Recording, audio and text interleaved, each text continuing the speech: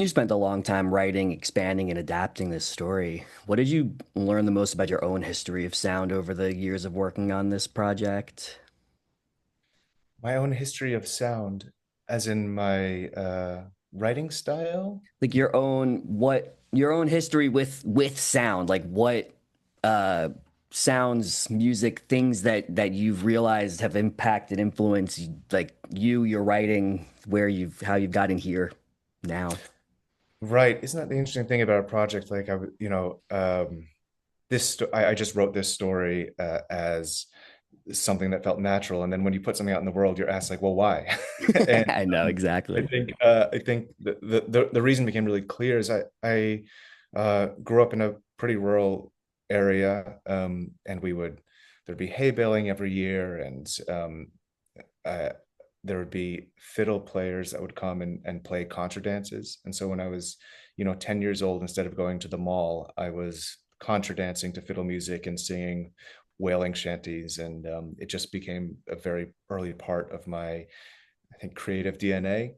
And when I first heard fiddle music, when I first heard old time music, and I played banjo and guitar, it just felt like the first and best music I'd ever heard for whatever reason. I mean, I believe in time travel or just in a sensibility of culture, but I just love that this sound of old time fiddle music. And I knew that there was a really rich tradition of song collecting, um, from Lomax and from all the other great song collectors in the 19th and early 20th century. And so the story sort of connected through the music. But yeah, I've since had to answer about how very much I do love that music. Yeah. Yeah, no, I can relate to it. Do you there is there something about there's a lot of stories, movies about all kinds of music all the time, but there's not really a lot of movies especially about folk music. I'm curious if there's something to you about folk music in particular that makes this type of story, the themes of it stand out, special, I think possible. so. There's a line in the story and in the film that says, it's the most warm-blooded music I know. Lionel says that. And I think there's something, why I use that term warm-blooded, is it feels like folk you can hear, and especially if you listen to Silver Dagger or any of the songs use Unquiet Grave, there are all these versions that are built around some original versions. And the thing about folk music, one of the defining features, it just lasted a long time. Like it doesn't come in and out of fashion. It's like some of these songs are 700 years old. And there's something about these songs that have touched people despite the how much our cultural lives have changed. Despite, I mean, if you listen to, despite the coming of the railroad, computers, how we live in urban areas, it just continues to touch people. If you listen to the Silver Dagger, I think, I mean, especially the way Paul sings it so beautifully, it's just like a really captivating song, and it really touches you just as it did for somebody in 1830. It's kind of amazing how that music has that staying power. I think there is something special about that type of music, that it it it's a nod to, I mean, if we were to take that, the larger context, the microcosm of the story, which is like something from a long time ago, which is the relationship that has stayed with a character for maybe far too long and hasn't been able to let go. The music has that same pattern. It just slips through cultural time, as David has slipped through the time of Lionel's life in the same way. You used the term time travel earlier. I've used that to describe music in this context and in life all the time. I'm curious, is there a song or a sound that has feels like a piece of time travel for you, whether it's impacted writing this story or just something in general for you? Um, that's so interesting. When we were picking the songs, Sam Amidon, the great musician and who has had a really important role in bringing a lot of these old folk songs to to life, to contemporary life. He picked a lot of the songs, but we made a Spotify playlist. I'd made a Spotify playlist that was history of sound samples, and it was, at first 5 songs, then 10 songs, and very, very quickly it grew to over 100 songs because and there was some key element in all of those, whether it was the sound of the voice, which is, like the sound of the music and the way that Paul sings Silver Dagger, or the way that Here in the Vineyard is sung. It um it's really different than like Broadway singing. It's a very specific type of sound that sounds old, and you can't quite put your finger on how and why. And I think that's the joy of making a movie about that centers around music, is that you don't necessarily have to describe it in really clear terms, but that's the point of sound and of music, is it hits these really abstract emotions that make you say that feels old, that sounds really old. I don't know quite why, but the privilege of music is that it can generate emotions or explanate or sensibilities or like feelings, I guess you'd say, that are hard to put words to. And there's something about these songs, especially when he sings Silver Dagger or Unquiet Grave, where it feels old and timeless and also so very present. That was sort of my next question. Was it like, is there something about, and you largely answered it, but is there something about music that helps us cope with these feelings better, differently than if we're not listening to music? I think so. I mean, I think every writer or painter or sculptor, whatever, anybody in the arts should or is jealous of musicians, because we all have this like winding path into emotions. And I use this thing called like narrative and dialogue and character and setting, and it's like a winding road up to the summit of an emotion. And so, by the end of the film, you might be crying, you might feel sad, you might, whatever, we're getting to the feelings. But it's like music, if you listen to like a Bach cello suite, or these old songs that Paul, it's like a highway straight to the heart. And it is the fastest way to create emotion in somebody. I mean, anybody who has a song from childhood or teen years that comes on their I was about to say radio, their Spotify list, whatever, and all of a sudden you feel something like in a very abstract feeling. It's like for me when the Cranberries come on. I was really in middle school. I was into Fish and the Cranberries, and whenever one of those songs come on, it's like I'm right there. I'm feeling the angst, the anticipation, the excitement, like all of, and it's just present. And there's something about music, and there's something about songs that really allow you to tap into that immediately.